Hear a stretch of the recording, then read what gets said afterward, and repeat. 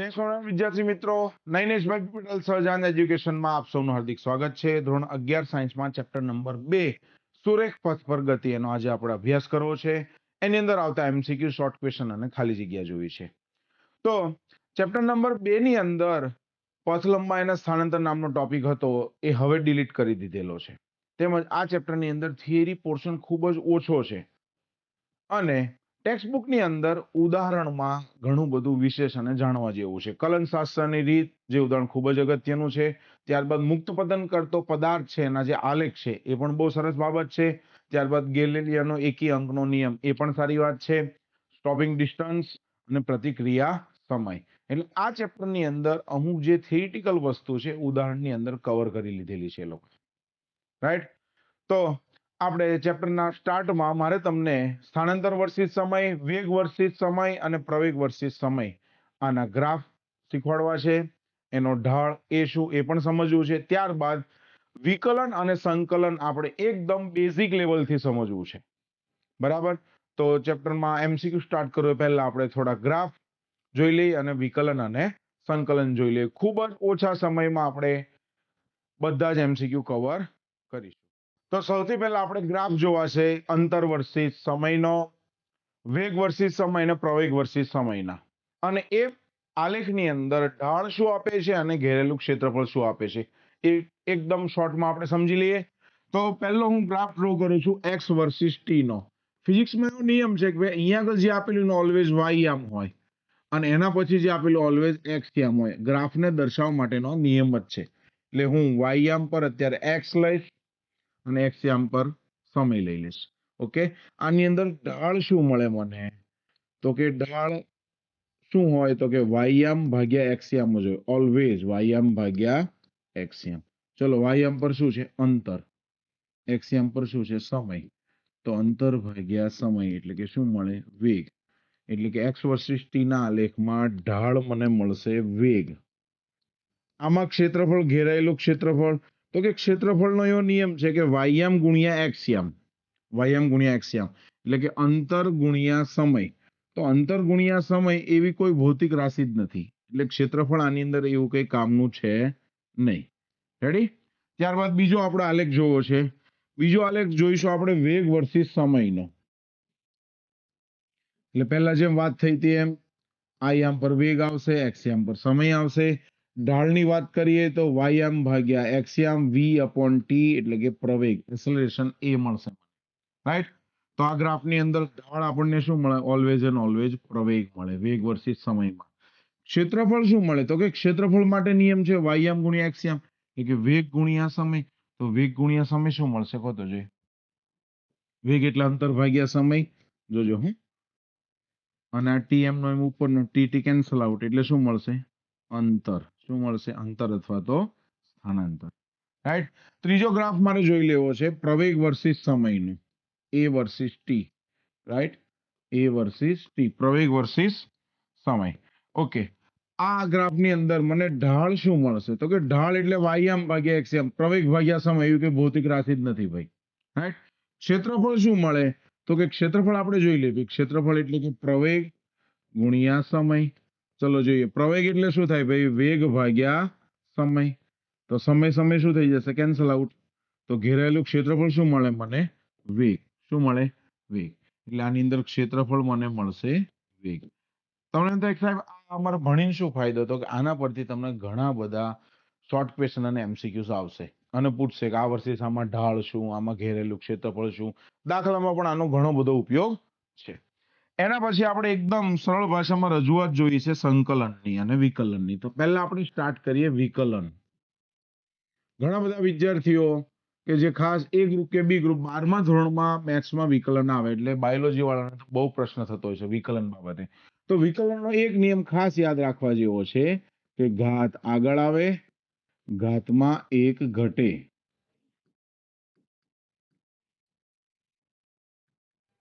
બીજો કયો નિયમ છે સર્વસામાન્ય અને સહેલો? આ પહેલા નિયમની વાત કરી. બીજો નિયમ શું છે વિકલનનો? બીજો નિયમ એવો છે કે અચળનું વિકલન 0 થાય. અચળનું વિકલન શું થાય? 0. ઓકે, તો આપણે સેમ્પલ માટે ટ્રાય કરીએ. તો આ એક મારું વિધેય છે x ઓફ ટી નું, T cube plus 2t plus 5. હવે આ x ઓફ ટી નું વિધેય છે એનું ટી ની સાપેક્ષે વિકલન કરીશ. શું કરીશ? ટી ની સાપેક્ષે વિકલન. તમને એમ થાય સર આ વિધેય એટલે શું? ભાઈ અહીંયા આગળ જેમ જેમ ટી ની કિંમત બદલાય એમ સ્થાનાંતરની કિંમત બદલાય એવું કહે છે આને. બરાબર, સાદી ભાષામાં ટી ની સાપેક્ષે વિકલન કરીશ એટલે કે dx upon dt. આપણને ખબર છે સ્થાનાંતરનું સમયની સાપેક્ષે વિકલન તત્કાલીન વેગ આપે. તો વેગ v ઇઝ ઇક્વલ નિયમ આપણો પહેલો લગાડીએ, ઘાત આગળ આવે ઘાતમાં 1 ઘટે એટલે કે 3 આગળ આવે ઘાતમાં 1 ઘટે એટલે કે 3 - 2 વત્તા, હવે જોજો આ ટી ની એક ઘાત તો છે જ ને, મને દેખાતી નથી પણ છે તો ખરી જ ને, એટલે કે 2 એમનો એમ ઘાત આગળ આવે ઘાતમાં 1 ઘટે એટલે ટી ની 1 હતી અને 1 ઘટી. રેડી? અને છેલ્લે 5 છે તો અચળનું વિકલન શું છે? 0. તો 5 એ અચળ છે. જો 5 હોય, પાઈ હોય, કોઈ પણ વસ્તુ ટી સિવાયની કોઈ પણ વસ્તુ અહીંયા આગળ બધી જ અચળ ગણાશે. રેડી? ઓકે. તો હવે આપણે આનું સાદુરૂપ આપીએ 3t² પ્લસ ટી ની 0 ઘાત 1 કહેવાય ગુણ્યા કે એટલે 1 એટલે કે અહીંયા આવશે 2 વત્તા 0 એટલે આપણો આન્સર થયો 3t² પ્લસ 2 થયો. શું થયો? 3t² plus 2. આ વેગ મારું મળી ગયું. હવે મને કહ્યું ટી બરાબર 1 સેકન્ડ 2 સેકન્ડ તો મૂકવાનો અને વેગ મેળવવાનો મીટર પ્રતિ સેકન્ડ. આવડશે દરેકને? આ વાત કરી મેં વિકલનની.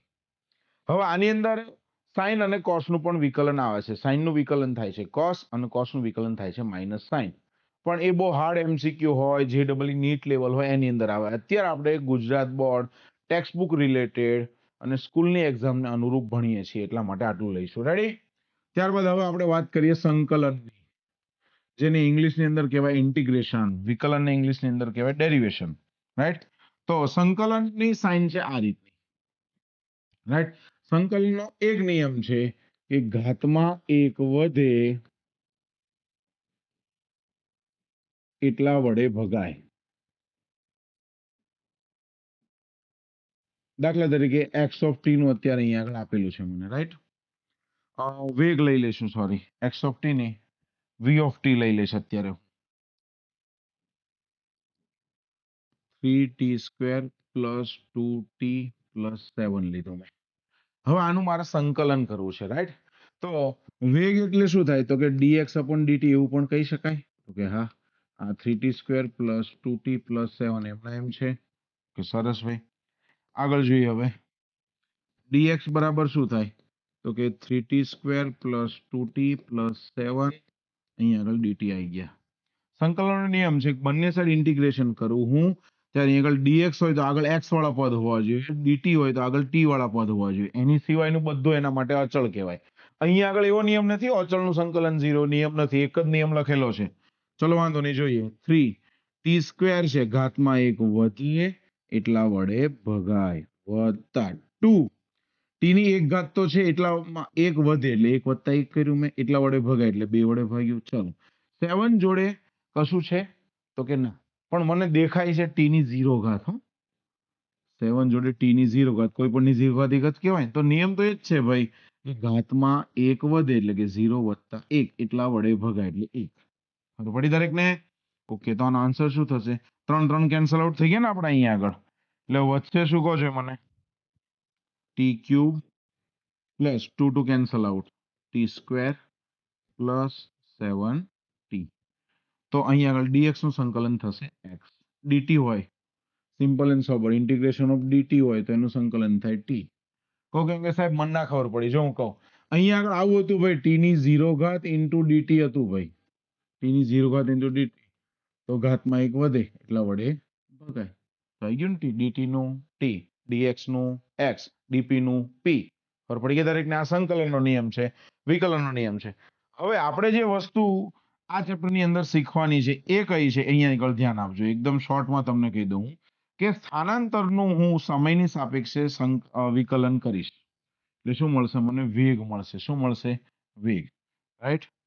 પહેલા મેં લખી દીધું સ્થાનાંતર, એના પછી આવશે વેગ, એના પછી આવશે પ્રવેગ. ઓકે. આપણે અલગ અલગ કલરના એરોની સાઇન લઈને અને જોતા જઈએ. તો સ્થાનાંતરનું હું વિકલન કરું તો શું મળશે મને? વેગ મળે. શું મળે? વેગ. એટલે કે dx upon dt કરું હું તો મને વેગ v મળશે, રાઈટ. હવે વેગ છે એનું હું વિકલન કરું તો મને મળશે પ્રવેગ, એટલે કે પ્રવેગ acceleration a is equal to dv upon dt. આટલું ક્લિયર છે દરેકને? એરોની સાઇનની મદદથી એટલું સમજાઈ ગયું. આગળ હવે મારે જોવું છે કે પ્રવેગ છે એનું હું સંકલન કરું તો વેગ મળે. ઊંધું છે. શું છે ભાઈ? એટલે કે ઇન્ટિગ્રેશન ઓફ dv આ dt આ સાઈડ આવી ગયો, સમથિંગ ઓફ dt, એટલે શું મળશે મને હવે? વેગ. ચલો વેગનું સંકલન કરું એટલે શું મળશે? કહો મને શું મળશે? સ્થાનાંતર. શું મળશે?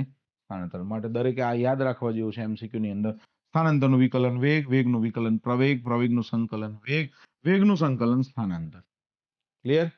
એટલા માટે આ બેઝિક રૂલ્સ છે મેં તમને કીધા. હવે આપણે વધારે મોડું ના કરતા એમસીક્યુ ની અંદર પ્રવેશ કરી દઈએ.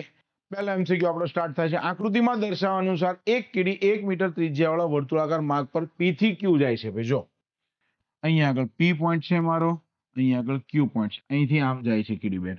જોજો હવે આ 60 નો ખૂણો છે. બીજું એવું કહે છે માટે તે 1 મિનિટ જેટલો સમય લે છે. 1 મીટર ત્રિજ્યા આપેલી છે ને 1 મિનિટ સમય લે છે. આ 1 મીટર ત્રિજ્યા, આ 1 મીટર ત્રિજ્યા. જોતા રહેજો. હો આ 60 નો ખૂણો છે તો તમને કહું સ્થાનાંતર એટલે આનો છે, આ અંતિમ અને પ્રારંભિક પોઈન્ટ ને જોઈન્ટ કરી દો તો આ 1 મીટર જ થાય ને. 60 60 60 સમબાજુ ત્રિકોણ, બાજુઓનો માપ સમાન. તો અંતર કેટલું કાપે છે મારે? તો કે અંતર ભાઈ 1 મીટર કાપે છે. અને સમય કેટલો લે છે એ જોતો જોઈએ તો કે 1 મિનિટ એટલે કે 60 સેકન્ડ. રેડી? કેમ આપણે સેકન્ડમાં લીધું? કે બધા ઓપ્શનમાં મીટર પ્રતિ સેકન્ડ આપેલું છે. ભાઈ જોયું તમે? એટલા માટે લીધું. તો કે વેગ બરાબર શું થાય? સૂત્ર છે આપણું અંતર ભાગ્યા સમય. ચલો અંતર કેટલો છે? 1 મીટર, સમય 60 સેકન્ડ, તો 1/60 મીટર પ્રતિ સેકન્ડ. એકદમ સિમ્પલ અને સોબર સાદા એમસીક્યુ થી આપણે શરૂઆત કરી છે. આગળ જઈને પછી વેગ એ ખાલી જગ્યાનું સમયની સાપેક્ષે વિકલિત છે. વેગ એ કોનું છે? તો કે સ્થાનાંતરનું સમયની સાપેક્ષે વિકલન છે. કોનું? સ્થાનાંતરનું. બરાબર? ઓકે. આગળ એના પછી પ્રવેગ એ ખાલી જગ્યાનું સમયની સાપેક્ષે પ્રથમ વિકલન મળે. પ્રથમ વિકલન કીધું છે એટલે વેગ, કારણ કે આપણને ખબર છે કે એસેલેરેશન a is equal to dv upon dt. તો પ્રથમ. હવે દ્વિતીય વિકલનની વાત કરે આપણને આના પછી એમસીક્યુ નંબર 4 માં કે પ્રવેગ એ ખાલી જગ્યાનો સમય સાપેક્ષે દ્વિતીય વિકલન છે. તો આવું લખાય ભાઈ acceleration a is equal to dv upon dt. અને સ્થાનાંતરનું 2 વાર વિકલન કરો એટલે કે d2x upon dt². તો પણ પ્રવેગ જ મળે, એટલે સ્થાનાંતરનું દ્વિતીય વિકલન થયું. પ્રવેગ એટલે કે કણના, જો પ્રવેગનું સૂત્ર છે a is equal to વેગમાં થતો ફેરફાર ભાગ્યા સમય, એટલે કે v2 - v1 upon delta t. એ વેગમાં થતા ફેરફારનો દર. રેડી? તો વેગના ફેરફારનો દર એટલે કે આન્સર સી એ મારો સાચો જવાબ થશે. વેગનો ફેરફાર ન આવે, વેગનો ફેરફાર વેગ જ મળે. ઓકે. કણને કોઈ પરિમાણ હોતા નથી, તે માટે કણ માત્ર શું કરે? ઓનલી ચાક ગતિ, ગોળાકાર ગતિ, દોલન ગતિ કે રેખીય ગતિ? તો કે રેખીય ગતિ કરે. કણ શું કરે છે ભાઈ? રેખીય ગતિ કરી શકે. પરિમાણ હોતા નથી. કણની સંકલ્પના આપેલી છે ચેપ્ટરના સ્ટાર્ટમાં જ. કણ એટલે દળ ધરાવતો બિંદુવત પદાર્થ.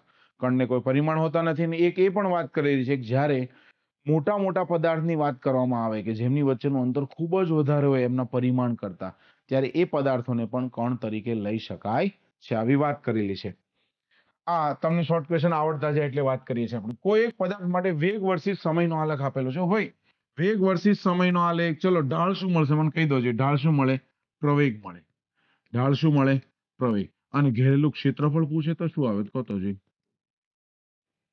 વેગ વર્સિસ સમય એટલે કે વેગ ગુણ્યા સમય, ઘેરાયેલું ક્ષેત્રફળ આવે, સ્થાનાંતર અથવા તો અંતર, જે લખીએ તે આપણે. બરાબર?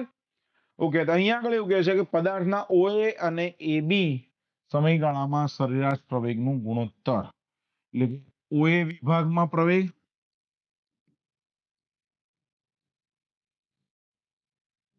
છેદમાં શું છે ભાઈ? કહો તો છે AB વિભાગમાં પ્રવેગ. OA વિભાગમાં પ્રવેગ શું આવશે? કહો તો છે મને. OC નો ઢાળ. અહીંયા આગળ એબી વિભાગમાં શું આવશે? સીબી નો ઢાળ. ચલો ઢાળને ટેન થીટા પણ કહેવાય, એટલે કે ઓસી માટે સાઈન ટેન 60 છેદમાં પહેલાનો ખૂણો કેટલો છે? 30, એટલે કે ટેન 30 ડિગ્રી. ટેન 60 થાય √3, ટેન 30 થાય 1/3, છેદનો છેદાંશમાં √3 ઇન્ટુ √3 એટલે આન્સર આવશે 3. ડી એ મારો સાચો જવાબ થશે. રેડી? હવે આવા તો એક વેગ વર્સિસ સમયનો છે, સ્થાનાંતર વર્સિસ સમય, ઘણા બધા આલેખ પૂછાઈ શકે, ક્ષેત્રફળ પણ પૂછી શકે. આપણે આગળ જે સમજૂતી લીધી છે એ સમજૂતી તરીકે ખાસ મગજમાં બેસાડી દેવાની જરૂર છે. એક કણનું સ્થાનાંતર y of t બરાબર a plus bt plus ct square minus dt raise to 4 વડે આપવામાં આવે છે. તો પ્રારંભિક વેગ અને પ્રવેગ, ભાઈ પ્રારંભિક વેગ એટલે શું ખબર? t બરાબર 0 સમયે વેગ એને કહીશું v0, અને t બરાબર 0 સમયે એસેલરેશન પ્રવેગ એને કહીશું a0. પહેલા તો મને જે સ્થાનાંતર આપેલું છે y of t મારું, એને હું લખી નાખું. શું આપેલું છે? a plus bt plus ct square minus dt raise to 4. તો ચલો આનું હું વિકલન કરીશ એટલે વેગ મળશે, એટલે કે લખાય dy/dt. ચલો જોતા રહેજો. હવે એ અચળ છે, અચળનું વિકલન થાય 0. bt માં t નું થઈ જાય 1, b વધે. ct સ્ક્વેર માં આપણે કીધું તો ઘાત આગળ આવે, ઘાતમાં 1 ઘટે એટલે t ની 1 ઘાત થઈ ગયું, માઇનસ d 4 ઘાત આગળ આવે, ઘાતમાં 1 ઘટે એટલે t ની 3 ઘાત થાય. અને આપણે વ્યવસ્થિત લખી દઈએ, વેગ v શું થશે? b વત્તા 2ct માઇનસ 4dt નો ક્યુબ. પણ t બરાબર 0 સમયે વેગ કેટલો આવશે ભાઈ? v0 આવશે, મૂકવાની અંદર 0, t બરાબર હોય ત્યાં 0, i0 આ પણ 0 એટલે શું આવશે? b, એટલે કે t બરાબર 0 સમયે વેગ b આવે. ચલો હવે મારે પ્રવેગ મેળવવો છે a, એટલે કે વેગનું હું સમયની સાપેક્ષે વિકલન કરીશ. અહીંયા આગળ b અચળ, અચળનું વિકલન થાય 0, 2ct માં t નું થાય 1 એટલે 2 ઇન્ટુ c મૂકીશ, t ની જગ્યાએ 1 મૂકીશ, માઇનસ 4d ઘાત આગળ આવે, ઘાતમાં 1 ઘટે, 3 ની કેટલી થઈ જશે? 2 ઘાત થઈ જશે. રાઈટ? ઓકે, ચલો લખી નાખીએ. આનું સાદુરૂપ આપીએ એટલે કે 2c માઇનસ 4 તેરી 12 dt સ્ક્વેર. પણ આ તો મારો પ્રવેગ છે, મને તો t બરાબર 0 સમય કહે છે ભાઈ. t બરાબર 0 સેકન્ડ આગળ પ્રવેગ કેટલો આવશે? 2c આવશે.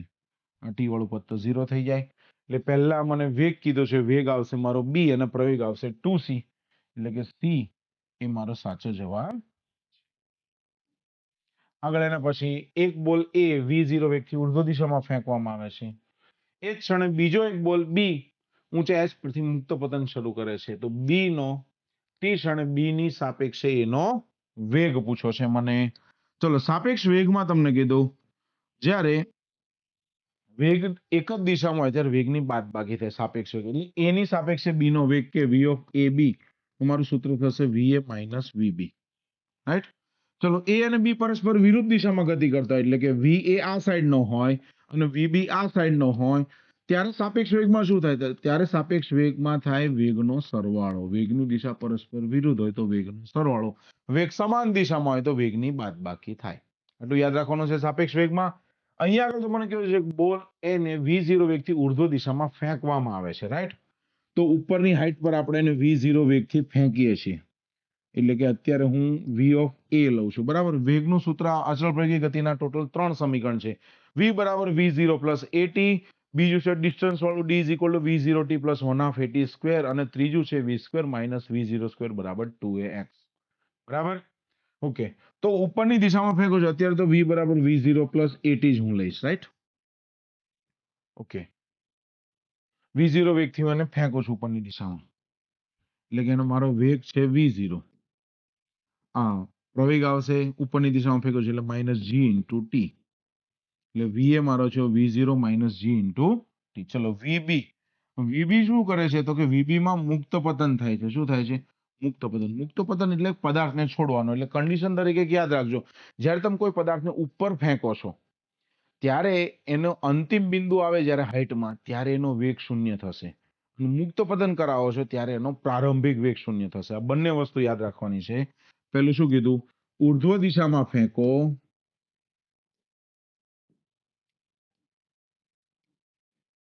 અંતિમ વેગ 0 થાય. શું થાય?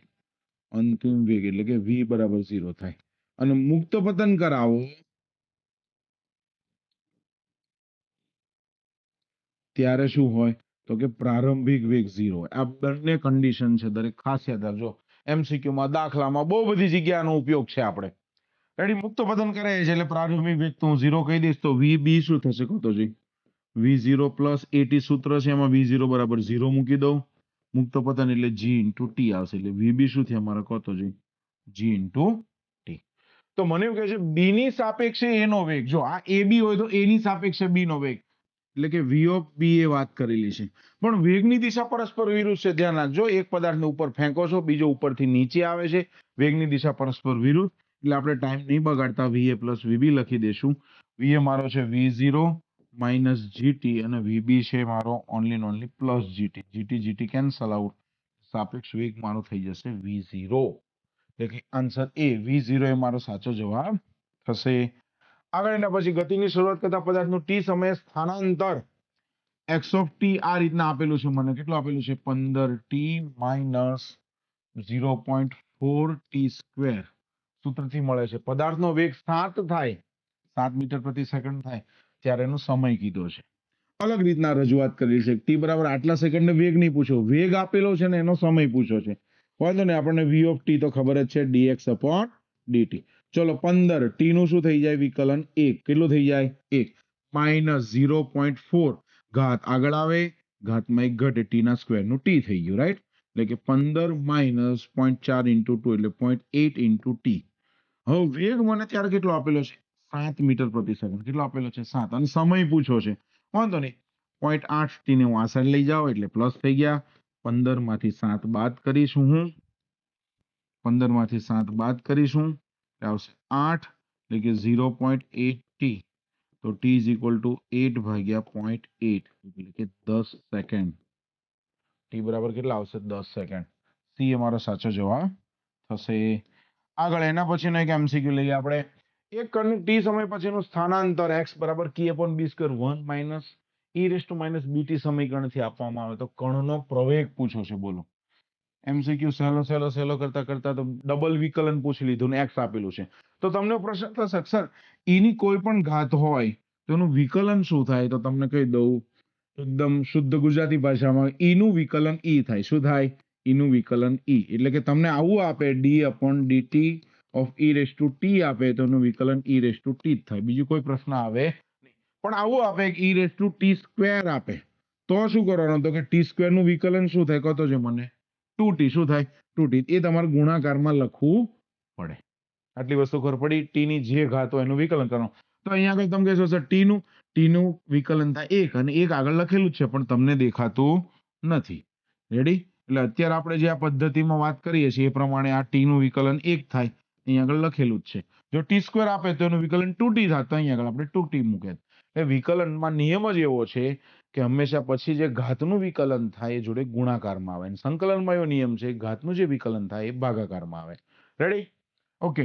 તો અહીંયા આગળ આપણે આખું પહેલા x ને એકદમ છૂટો પાડી દઈએ, અંદર ગુણાકાર કરી નાખીએ, એટલે કે k upon b square into 1 એટલે k upon b square minus k upon b square into e raise to minus bt. આ મારું સ્થાનાંતર છે. જોજો હા, હું વેગ શરૂ કરું છું. અહીંયા આગળ v બરાબર શું થશે? dx upon dt. આખું અચળ છે k upon b સ્ક્વેર, તો અચળનું વિકલન શું થઈ જાય? 0 માઇનસ. હવે અહીંયા આગળ અચળનું વિકલન 0 નહીં કરવાનું ભાઈ, જોડે e ની ઘાત છે એટલા માટે. તો કે e raise to minus bt નું તો e raise to minus bt, e નું તો e જ કરવાનું. હવે તમારે સાઈડમાં જઈને માઇનસ bt નું t ની સાપેક્ષે વિકલન કરવાનું. કોનું વિકલન કરવાનું? માઇનસ bt નું. તો માઇનસ bt નું શું થાય? Minus b. અને એ જે આવશે ક્યાં આવશે? ગુણાકારમાં આવશે. ક્યાં આવશે? ગુણાકારમાં. તો જોજો હા, b સ્ક્વેર હતા ને b કેન્સલ થઈ જાય, માઇનસ માઇનસ પ્લસ થઈ જાય, એટલે કે k upon b into e raise to minus bt. આ શું આવે છે? વેગ. એટલે જો તમને ખાલી જગ્યા કે MCQ ની અંદર ખાલી વેગ પૂછો તો અહીંયા આગળ આપણો જવાબ પૂરો થઈ જાય. પણ આપણને પ્રવેગ પૂછો છે, એટલે પ્રવેગ એટલે ફરી એક વખત હું વેગનું સમયની સાપેક્ષે વિકલન કરીશ. પહેલા લખી નાખું કે d upon dt ઓફ કોનું છે? તો કે b k upon b into e raise to minus bt. ચલો આગળ જઈએ. k upon b તો એમના એમ જ, e નું વિકલન એમનું એમ જ, માઇનસ બીટી નું સાઈડમાં કરો છો વિકલન. ટી ની સાપેક્ષે એક વખત કર્યું તો ફરી બતાવું છું. માઇનસ બીટી નું વિકલન તો માઇનસ બી ટી નું વિકલન થાય 1 ટી ની સાપેક્ષે, તો અહીંયા આગળ હું ગુણાકારમાં કરીશ minus B. B B cancel out થઈ જશે, માઇનસ આગળ આવી જશે એટલે કે K E raise to minus B T. તો પ્રવેગ મારો આવશે minus K E raise to minus B T. B એ મારો સાચો જવાબ થશે. ઘણા ઉતાવળમાં ઓપ્શન એ ટીક કરી નાખશે ભાઈ, ઓપ્શન એ જવાબ ના આવે કારણ કે માઇનસ બીટી નું વિકલન માઇનસ બી થાય અને આપણે મૂક્યું છે. રેડી? સરસ એમસીક્યુ. તો કણની સુરેખ ગતિ માટે પ્રવેગ વર્સિસ સમયનો આલેખ દર્શાવ્યો છે. તો 20 સેકન્ડમાં સરેરાશ પ્રવેગ લો, 0 થી 20 સેકન્ડ. આની અંદર સરેરાશ પ્રવેગ પૂછો છે. તો સરેરાશ પ્રવેગનું સૂત્ર શું થાય ભાઈ? કે સરેરાશ પ્રવેગ એટલે ઓ એ બી ઈ વડે ઘેરાયેલું ક્ષેત્રફળ છેદમાં. તમે કહેશો સાહેબ આ ઘેરાયેલું ક્ષેત્રફળ ભાઈ આ સમય, એટલે ભાઈ પ્રવેગ વર્સિસ સમયનો આલેખ છે. ઘેરાયેલું ક્ષેત્રફળ શું આપે? વેગ આપે. શું આપે? વેગ. અને વેગ ભાગ્યા સમય જ કર્યું સરેરાશ પ્રવેગ માટે.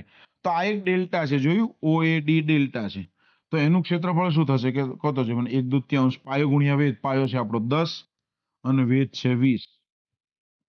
ઓકે, પછી આ શું આપેલું છે કતો છે મને? ચોરસ છે એ બી ઈ ડી. એનું ક્ષેત્રફળ શું થશે કતો જોઈએ? લંબાઈ ગુણ્યા પહોળાઈ એટલે 20 માંથી 10 જાય તો 10 અને આ 20 કે 10 ગુણ્યા 20 છેદમાં સમય 20 સેકન્ડ છે. ઓકે, કઈ વાંધો નહીં. આ ટુ ટુ કેન્સલ, 10 ગુણ્યા 10 એટલે કે 100 વત્તા 200 ભાગ્યા 20 એટલે કે 300 ભાગ્યા 20. ઓકે, 0 0 કેન્સલ, 30 ભાગ્યા 2 એટલે કે 15 મીટર પ્રતિ સેકન્ડ. 15 મીટર પ્રતિ સેકન્ડ. સી એ મારો સાચો જવાબ થશે. દરેકને આ ખબર પડશે ભાઈ, ઘેરેલું ક્ષેત્રફળ ભાગ્યા સમય છે. આલેખના આવા વિશિષ્ટ એમસીક્યુ આપણે અહીંયા આગળ ગણતરીમાં લીધેલા છે. સહેલા એમસીક્યુ, બહુ સરળ ભાષામાં લીધેલા નથી. એક ટાવરની ટોચ પરથી એક પદાર્થ મુક્ત પતન કરવામાં આવે છે ત્યારે 4 સેકન્ડ બાદ તે જમીન પર પહોંચે છે. તો ટાવરની હાઇટ કીધી છે. જો હવે તમે એવું કહેશો સર અચળ પ્રયોગીનું પહેલું સમીકરણ દેતો તો v બરાબર v0 પ્લસ એટી હતું. તો આનો કઈ એવો ઉપયોગ થતો નથી. હાઇટ છે તો બીજું સમીકરણ શું હતું? ડી બરાબર, તો કે એ હતું v0 t plus 1/2 a t square. હતું કે નહીં? ઓકે, તો આની અંદર આપણને કહે છે મુક્ત પતન હોય ઓલવેઝ એન્ડ ઓલવેઝ. તો મુક્ત પતન માટે v0 શું હોય? v0 કેટલા હોય? ઓલવેઝ 0 હોય. તો મૂકી દો આની અંદર. હાઇટ h છે ટાવરની, v0 ગુણ્યા t એટલે ગમે તેટલું 0 ગુણ્યા ગમે તેટલું 0 1/2 મુક્ત પતન કરે છે એટલે g મારો હું અત્યારે રકમ આપણને કહેશે 10 લેવાનો. જો 10 લઈશ ને તો જ આ આન્સર બધા પૂર્ણાંક આવશે. રાઈટ? એટલે જી મેં અત્યારે 10 લઈ લીધો. ટી કેટલી સેકન્ડમાં કહેશે કતો છે મને? 4 સેકન્ડમાં. કે અહીંયા આગળ હું શું કરીશ? 4 નો વર્ગ. 4 નો વર્ગ થશે 16 ભાગ્યા 2 એટલે કે 8 8 ગુણ્યા 10 એટલે કે 80 મીટર. હાઇટ કેટલી હશે ભાઈ? 80 મીટર. આન્સર બી એ મારો સાચો જવાબ. એમસીક્યુ નંબર 14 જોઈએ. સ્થિર સ્થિતિમાંથી ગતિની શરૂઆત કરતા ઇલેક્ટ્રોનના સમય વેગ વર્સિસ સમયનો સંબંધ આપેલો છે. v બરાબર k ઇન્ટુ ટી. કે બરાબર 2 મીટર પ્રતિ સેકન્ડ સ્ક્વેર. તો 3 સેકન્ડમાં કાપેલું અંતર પૂછ્યું છે. ખાસ ધ્યાન આપજો. આ v બરાબર k ઇન્ટુ ટી આપેલું એટલે આપણે ગભરાઈ નહીં જવાનું. સંકલન વિકલન ના આવી જાય કે આપેલું હોય તો. k બરાબર 2 અને t મૂકી દીધું. લો, તો પ્રવેગ મેળવવા જઈશ તો શું થાય? dv upon dt. 2t નું વિકલન શું થાય? 2t નું થઈ ગયું 1 એટલે કે 2 મીટર પ્રતિ સેકન્ડ. ઓકે, આગળ જોઈએ. હવે મને અંતર પૂછેલું છે. Distance is equal two. હવે મને કહે છે સ્થિર સ્થિતિમાંથી શરૂઆત કરતા. એટલે તમારે છે ને હંમેશા એમસીક્યુ કે દાખલાને શાંતિથી વાંચવાનો. એમાં સ્થિર સ્થિતિ લખ્યું હોય એનો મતલબ પ્રારંભિક વેગ v0 બરાબર 0 એવો થાય. બરાબર? તો v0 t plus 1/2 a t square.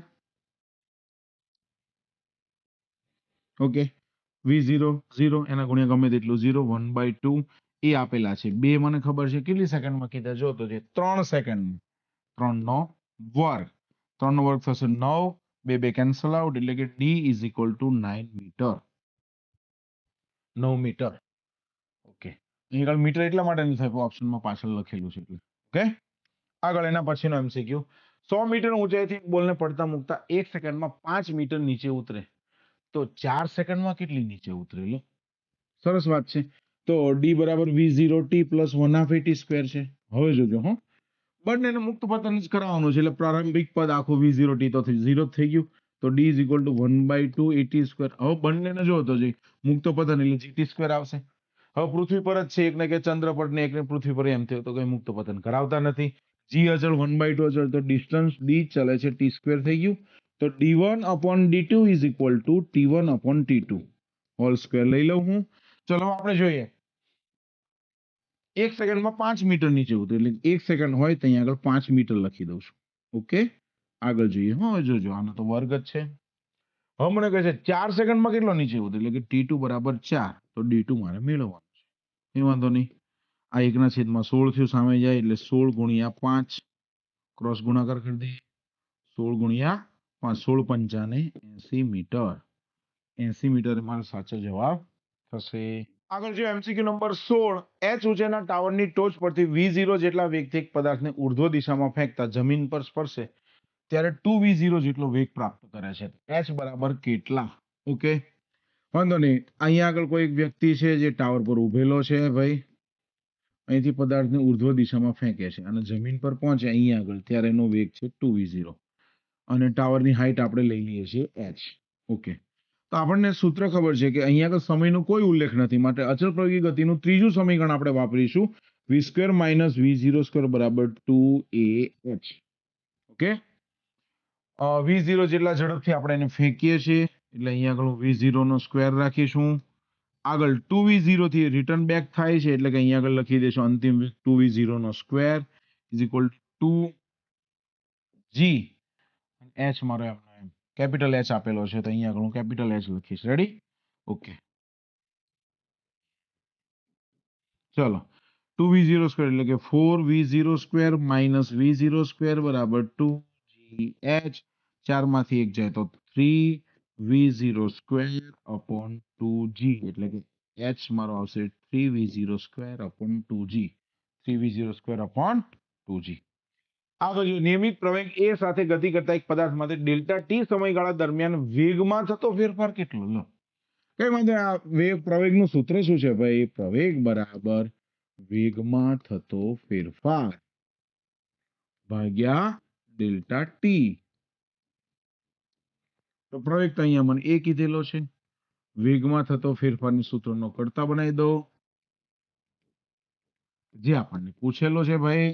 Delta T ઉપર જાય એટલે અહીંયા આગળ આવે એટલે કે a ઇન્ટુ ડેલ્ટા ટી બરાબર વેગમાં થતો ફેરફાર. a into delta T. C એ મારો સાચો જવાબ થશે. આગળ એક પદાર્થનું સ્થાનાંતર સમય સાથે આ સૂત્ર મુજબ બદલાય છે. ટી બરાબર 4 સેકન્ડે તાત્ક્ષણિક વેગ કેટલો હશે આપણને પૂછેલું છે. રેડી? ઓકે, ધ્યાન આપજો. વેગ v is equal two dy upon dt.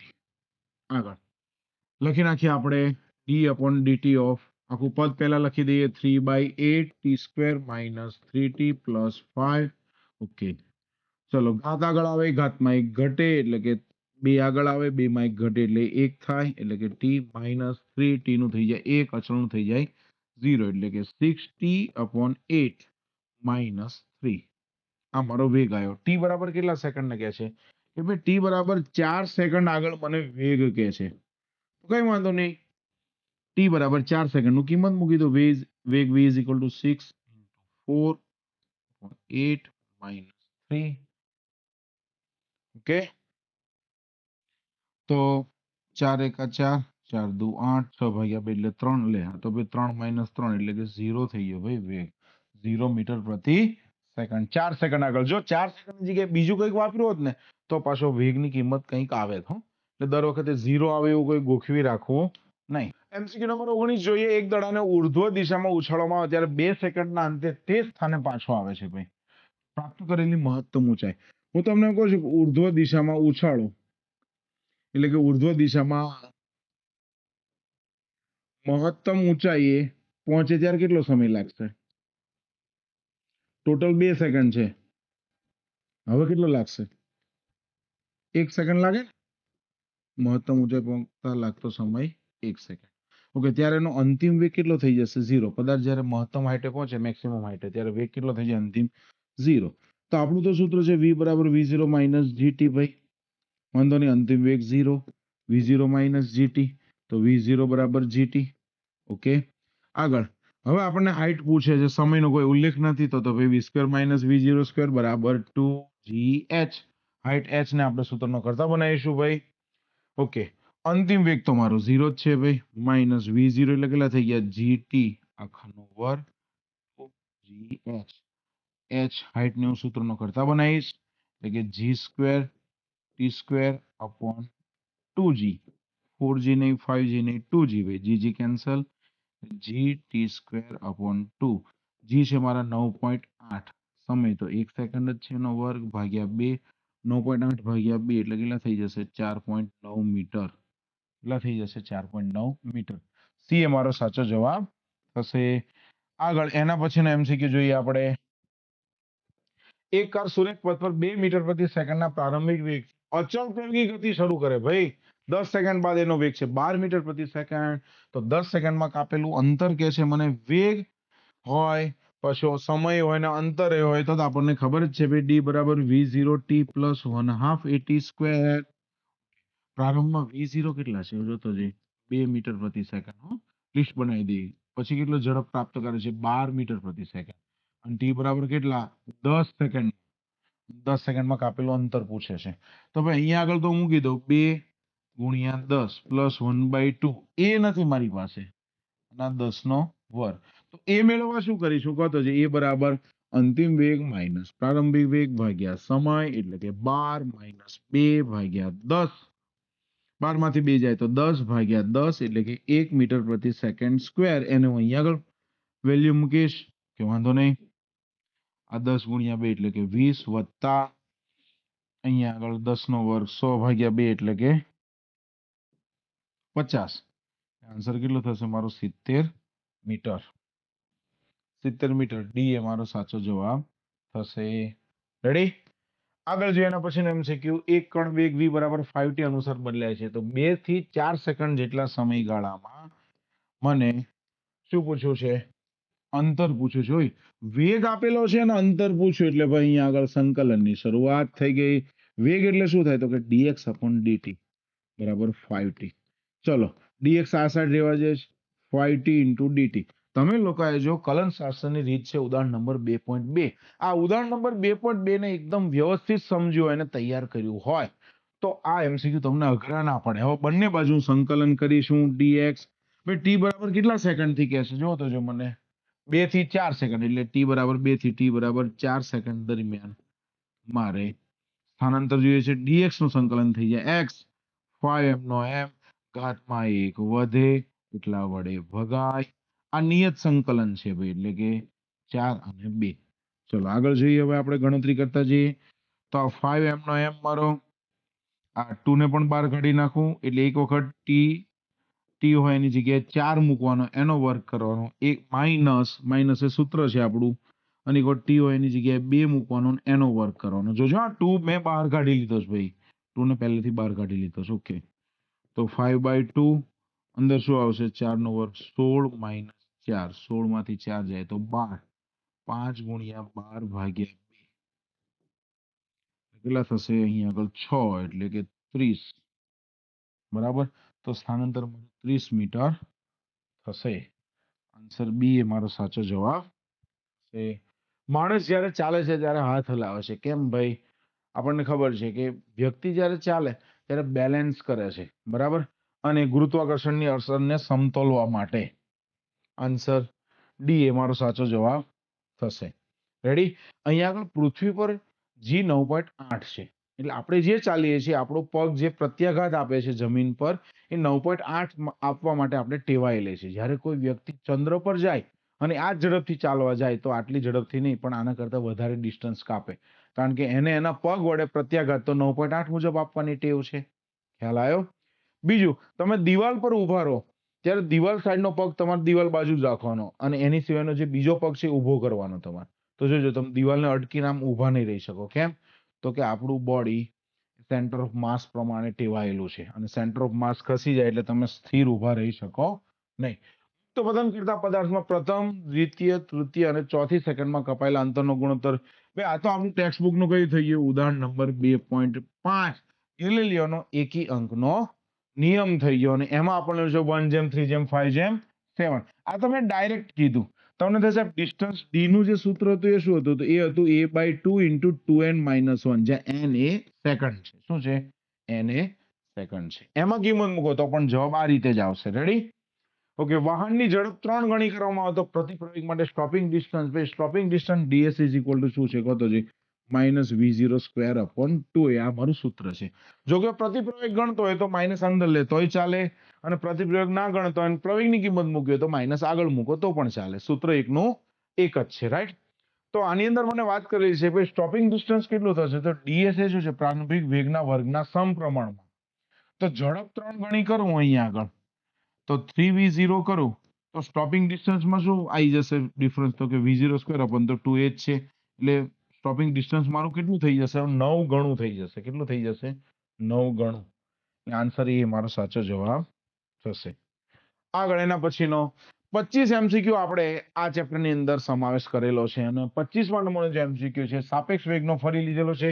20 metre પ્રતિ સેકન્ડની ઝડપથી ગતિ કરતી એક દિશામાં 120 મીટર લાંબી ટ્રેન, જોજો આ ટ્રેન છે, આને હું 120 મીટર લાંબી છે અને એની ઝડપ કેટલી છે 20 મીટર પ્રતિ સેકન્ડ, આ દિશામાં જાય છે. સામે એક બીજી ટ્રેન છે, એની લંબાઈ કેટલી છે આપણે જોઈએ. આ ટ્રેન એ ની ગતિ છે, બરાબર. આ કઈ છે મારી ટ્રેન એ. હવે આ છે મારી ટ્રેન બી, એ વિરુદ્ધ દિશામાં આવે છે. કેટલાના ઝડપથી આવે છે કહો તો જોઈ 30 મીટર પ્રતિ સેકન્ડના ઝડપથી આવે છે. એની લંબાઈ કેટલી આપેલી છે 130 મીટર લાંબી છે. ઓકે, તો સાપેક્ષ વેગમાં આપણે એ વાત થઈ હતી કે ટ્રેન એ નો બી ની સાપેક્ષે વેગ, વેગની દિશા પરસ્પર વિરુદ્ધ હોય તો વેગનો સરવાળો થાય, એટલે કે 20 મીટર પ્રતિ સેકન્ડ વત્તા 30 મીટર પ્રતિ સેકન્ડ, એટલે કે 50 મીટર પ્રતિ સેકન્ડ. આ મારો પરિણામી વેગ એટલે સાપેક્ષ વેગ થઈ ગયો. કુલ અંતર કેટલું કાપશે બે જુઓ તો, જે એકબીજાને ક્રોસ કરે ત્યારે આ 120 જેટલી ક્રોસ થશે, ના કેટલી થશે 130 જેટલી, એટલે કે 120 વત્તા 130 રેડી, એટલે 250 મીટર. તો મને કહે છે કેટલા સમયમાં ક્રોસ કરશે, તો કે આપણને જ ખબર જ છે ભાઈ વેગ એટલે શું થાય અંતર ભાગ્યા સમય. ચલો સમય એટલે કે ટાઈમ ટી મારે મેળવવો છે. અંતર છે 250, વેગ આપેલો છે કેટલો છે ભાઈ 50, કેટલા આવશે 5 સેકન્ડ, કેટલા આવશે 5 સેકન્ડ, એટલે 5 સેકન્ડમાં ક્રોસ. સી એ મારો સાચો જવાબ થશે. એક જ દિશામાં બંને ટ્રેન હોત તો વેગની બાદબાકી થાય, એટલું ધ્યાનમાં રાખવાનું દરેકે, બરાબર. બદલે તો આમ આંકડાકીય માહિતી બદલીને પણ પૂછી શકે.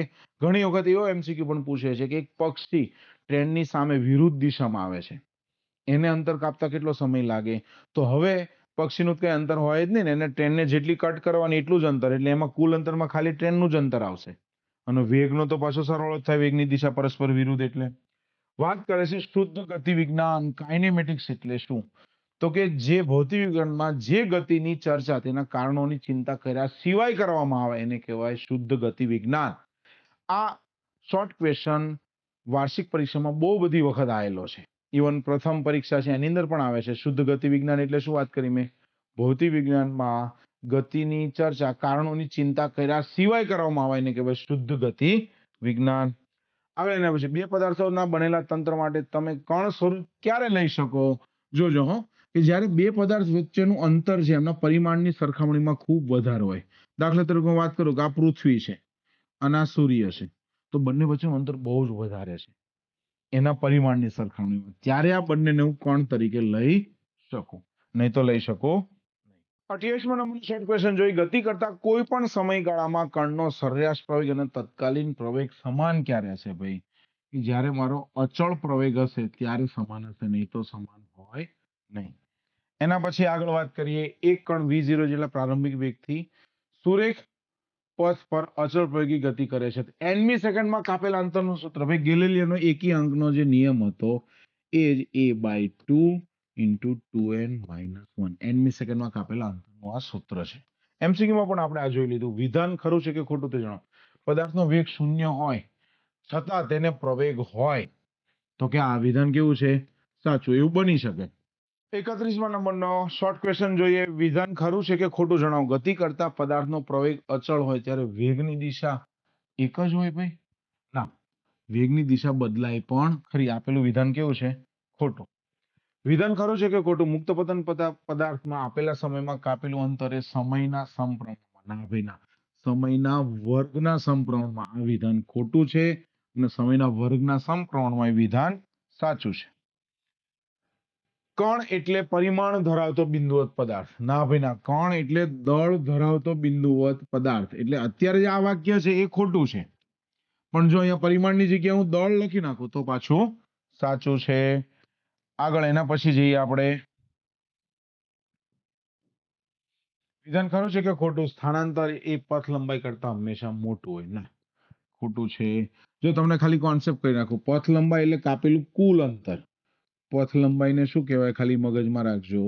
પથ લંબાઈ એટલે કે કુલ અંતર. અને સ્થાનાંતર એટલે શું? તો કે સ્થાનાંતર એટલે અંતિમ સ્થાન માઇનસ પ્રારંભિક સ્થાન. યાદ રાખજો દરેક. ધોરણ 9 માં તમે વિજ્ઞાનમાં ભણી ગયેલા છો, પણ છતાં વાત કરું છું. વિધાન ખરું છે કે ખોટું? સ્ટોપિંગ ડિસ્ટન્સ એ પ્રારંભિક વેગના સમપ્રમાણમાં. ના ભાઈ ના, સ્ટોપિંગ ડિસ્ટન્સ એ પ્રારંભિક વેગના વર્ગના સમપ્રમાણમાં હોય છે ભાઈ. વેગના સમપ્રમાણમાં હોતું નથી. આ સાથે આપણે ચેપ્ટર નંબર 2 સુરેખ પથ પર ગતિ અને એમસીક્યુ શોર્ટ ક્વેશ્ચન ખાલી જગ્યા ખરા ખોટા થાય છે પૂરા. તો આશા રાખું દરેક વિદ્યાર્થીને ખૂબ જ મજા આવી હશે. આના પછી હવે આપણે ચેપ્ટર નંબર 3 જોઈશું. જય સ્વામિનારાયણ.